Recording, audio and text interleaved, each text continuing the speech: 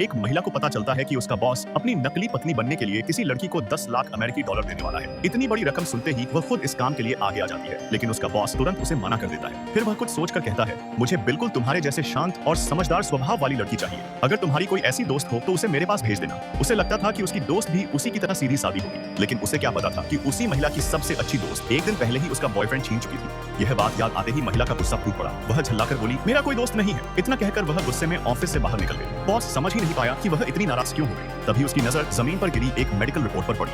Report में लिखा था कि महिला को लास्ट स्टेज का कैंसर है। यह पढ़कर बॉस के पैरों तले जमीन खिसक गई। उधर महिला सीधे बिल्डिंग की छत पर पहुंची और रेलिंग पकड़कर जोर जोर चिल्लाने लगी। वह सिर्फ अपने दिल का दर्द बाहर निकालना चाहती थी, लेकिन जब बॉस वहां पहुंचा तो उसे लगा कि महिला आत्महत्या करने वाली है। वह तुरंत दौड़कर उसके पास गया, उसे पीछे से कसकर पकड़ लिया और समझाने लगा, बीमारी का इलाज हो सकता है, जिंदगी से हार मत मानो। दोनों के बीच छीना झपटी होने लगी। इसी दौरान महिला का संतुलन बिगड़ गया और वह सीधे बॉस के ऊपर गिर पड़ी। दोनों के होंठ गलती से एक दूसरे से टकरा गए। यह अचानक हुआ चुंबन महिला को होश में ले आया। वह तुरंत माफी मांगते हुए बोली, सॉरी, ये सब गलती से हुआ।